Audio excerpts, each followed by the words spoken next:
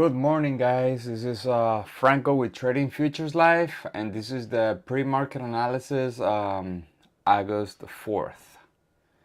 All right, let's jump right into the content. I'm by myself today. George is not gonna be here, so let's jump right in. All right, so we start with the news report for the day. The big news today was the Bank of England raising rates at the highest pace since a long time, apparently. They raised rates for 50 basis point. It was expected, though. That's what the market was expected. Then we had unemployment. The initial jobless claim is 260,000. Came within expectation, a little bit worse. Trade balance here is a little bit better than expected, but here's the deal. On the trade balance, this is measured in dollars, so the strength of the dollar has a lot to do with this trade balance, right? So we cannot get fooled by this amount only. We need to see the volume. And then we have natural gas storage.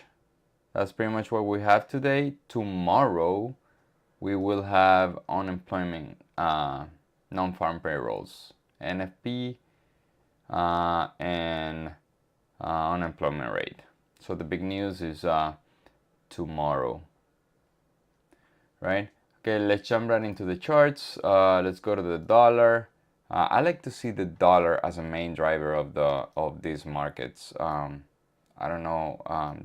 It has been the most effective way for me to have a context of what the market will do, and it has worked pretty good for me. All right, this is a chart of the dollar, the daily. We got here to this area and then we shut back up. Now this is a very crowded area. We spent here 1, 2, 3, 4, 5, 6, 7, 8 trading days, and this is gonna cause price to slow down a little bit if we're gonna continue to the upside. Now my preferred scenario for the dollar will be something around like this in the near future, right? Remember, this is a large time frame supply, which can still work. We have spent a lot of time here, but if we go back to 2002, where this supply was created, we can estimate. Let me see, there we go.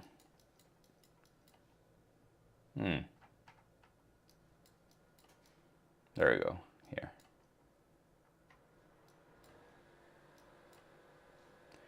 We spent here from June to November, so like 4 months. So don't be surprised if we spend similar amount of time here, right, before we either break up or break down. Right, but for today's trading session, the dollar is going down, right? It's retracing back down. Let's go to the 30-minute.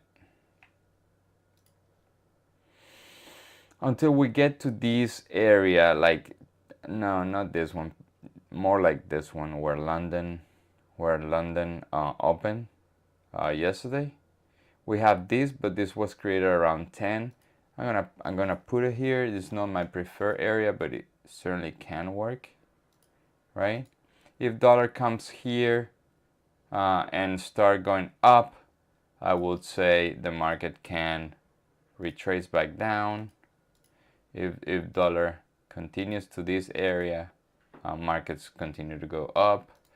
If the dollar goes up here and stop here, the market will go up, because if we don't violate this area, that means that the dollar is going to spend some time in this supply, meaning that the market can keep going up.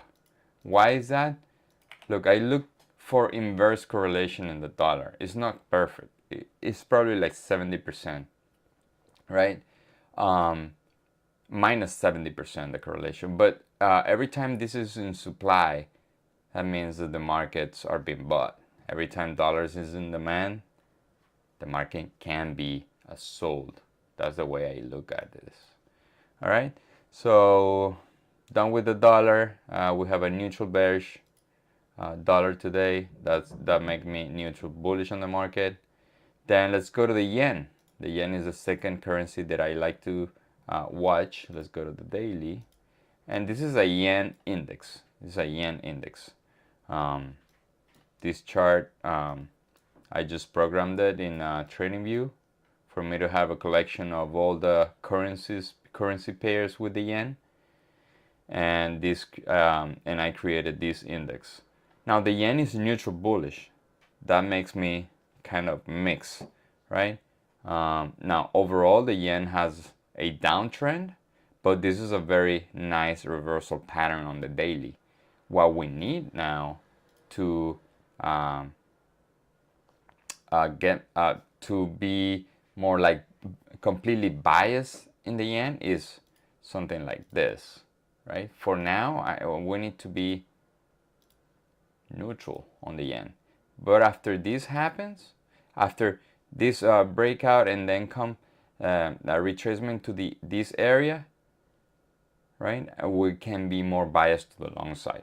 For now, we can say, all right, the yen is about to change, or it can continue to go down, right? But this is certainly a nice reversal triple bottom pattern on the daily, right? Today is a neutral bullish. That makes me neutral bearish on the market. And I created my some sort of algorithm where I look at the yen, the bonds, and the US dollar to assess the context for today. Now, my trading is a very short-term trading. I will favor some sort of direction, but the thing that has more weight in my trading is the internals, right? I need to have the internals aligned. But if I have the internals aligned plus the context aligned, that is a higher probability trade for me. Bond yields are neutral bearish. That means that the bonds are being bought. Now we have the bonds being bought and the yen being bought. The dollar is neutral bearish. So that makes me completely neutral towards today trading session. Right? Let's take a look at the metals. Right? Why I do like to look at the metals, because metals can tell me, commodities can tell me the direction of the dollar. If the commodities are dropping, that means that the dollar is being bought, because commodities are priced in dollars, right? So we have metals neutral. Gold is being dollar is plus 1% today, and silver is plus 0.90%, so they're being bought today. Copper and lumber, they're dropping. Crude oil is at $90. That's very good. It's very good for everyone that uses gas, which is pretty much everyone, right? Back at $90. I do have some sort of demands here at 85, but it's been coming down since June.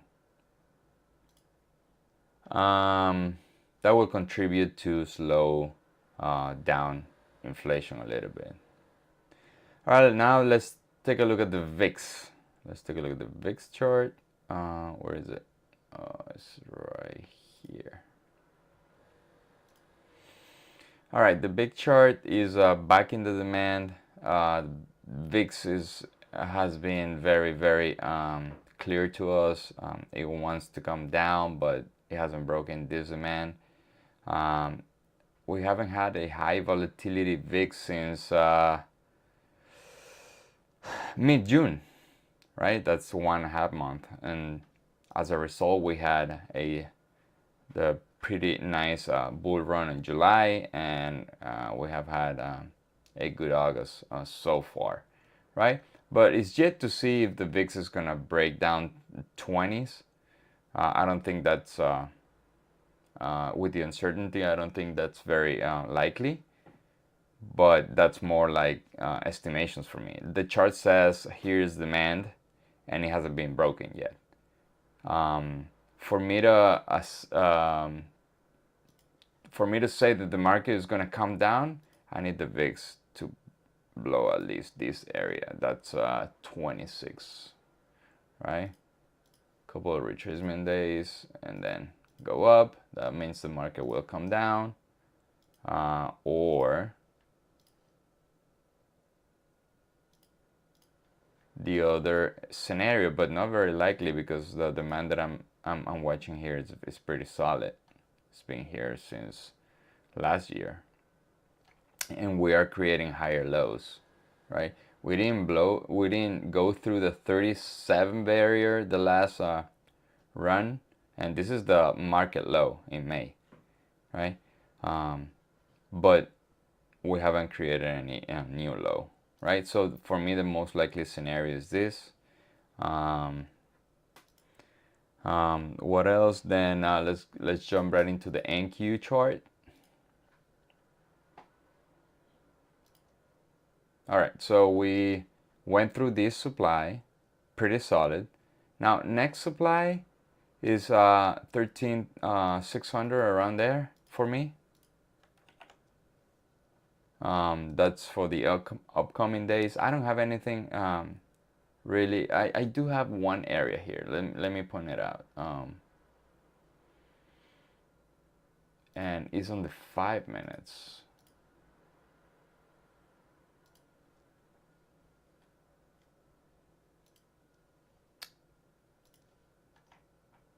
Is on the 5 minutes. Let's see if I can go back in this chart enough.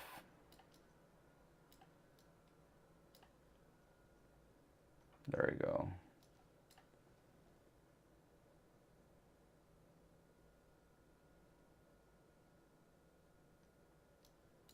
No, everything I have here is overnight, so I don't think is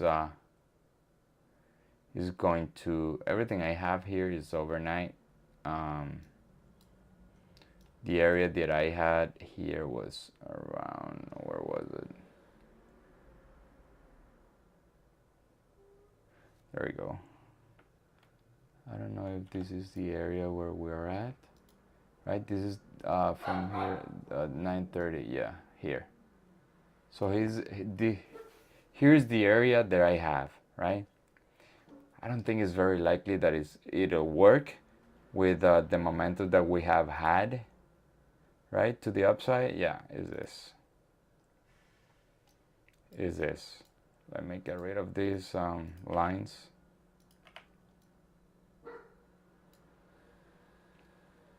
Can you guys hear me or no?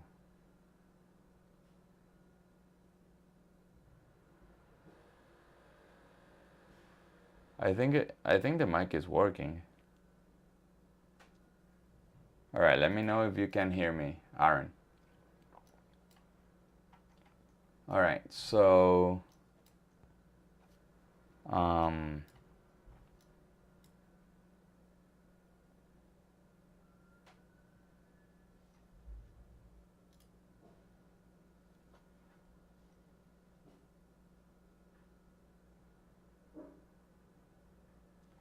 all right, so here's the area that I have, right? We have to see if the momentum develops to the short side. This is certainly an area of supply, right? After this, everything I find is overnight. Oh, Aaron cannot hear me. Give me 1 second. Hello? Hello? Hello? Hello? Yeah, I think it's you because I do have volume. So I do have volume. Um, all right. Let's keep going here. Um, on the pre-market, I do have this area, obviously. This low at the London Open, so this will be a pre-market demand, right? Remember, I don't like taking, I don't, okay, no worries. Oh yeah, Tom here's, yeah, I do have volume though. Okay, so this is the pre-market area for the man, which is the overnight low at the London Open. From here, London opens and then it went up. I don't take overnights. The man I could, but the location of this one is awful. If you tell me one overnight around here, if we see the chart aligned with this pivot, that will be a better choice for me, but not in this case. Okay, so this is my overnight. Will not be taking this. If the market develops a momentum to the downside, I'll be looking for this.